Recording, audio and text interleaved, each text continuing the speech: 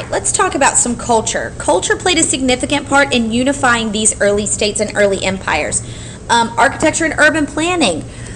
Kings and pharaohs, they understood that if they are going to conquer more people and they're going to grow their cities, then urban planning needs to happen. And that's simply just trying to map out, how do you want to build your city? Who is going to live where? Who do you want to live where? You need roads. You need an aqueduct system to get water to your people. Those were very important things that were happening at the time. And this is going to create more loyalty to your leader. As far as architecture was concerned, elites had palaces, and for the AP exam you need to know that they call those monumental structures, and they were built for themselves. Grain houses were built to distribute food.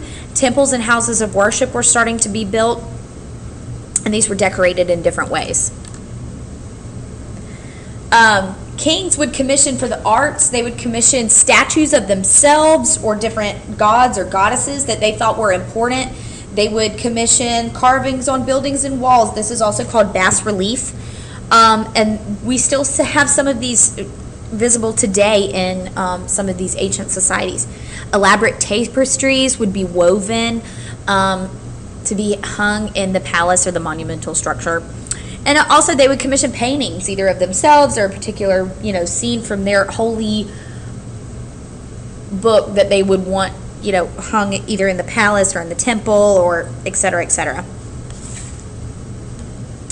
And as far as these go, architecture and urban planning and arts and artisanship, as far as unifying the culture, you need to understand that it was very unifying, and it was something to be, the leaders wanted the people to be proud of this architecture and art because it really defined that society. If you saw a pyramid, you knew without a doubt that you were in Egypt.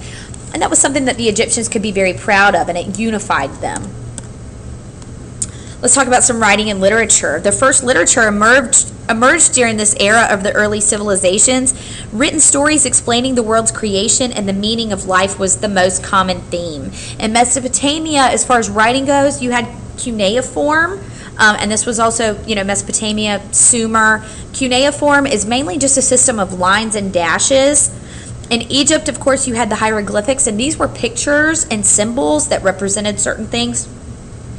The Phoenician alphabet out of the Mediterranean was a very small set of letters, and they promoted literacy throughout their entire civilization. And actually, our language, the English language, the ancient descendant of our language, is the Phoenician alphabet. Again,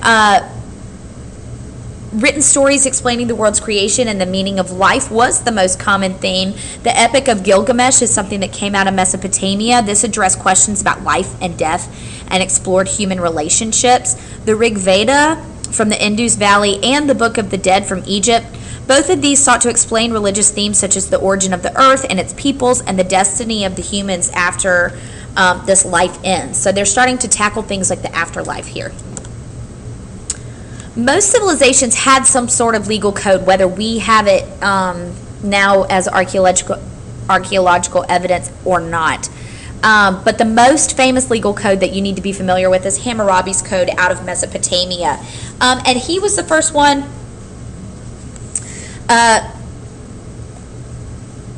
These were written and enforced by the courts to maintain order in the ever-crowded cities.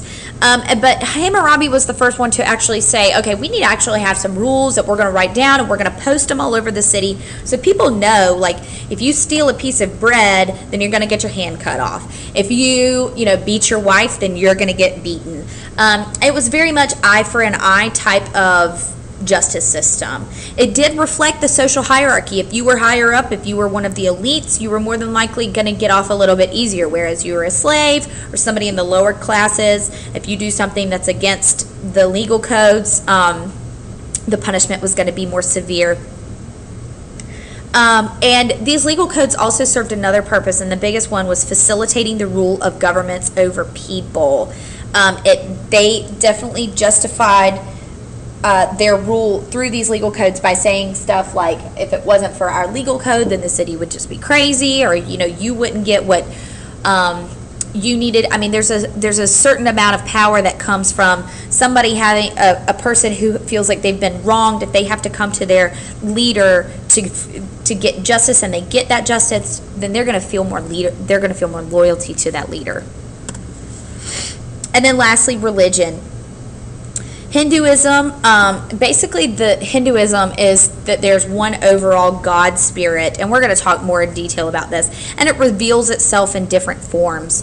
Hinduism is the world's oldest religion, and it originated in the Indus River Valley. It was heavily influenced by the Aryan people of Central Asia, and the Vedas are actually their religious texts.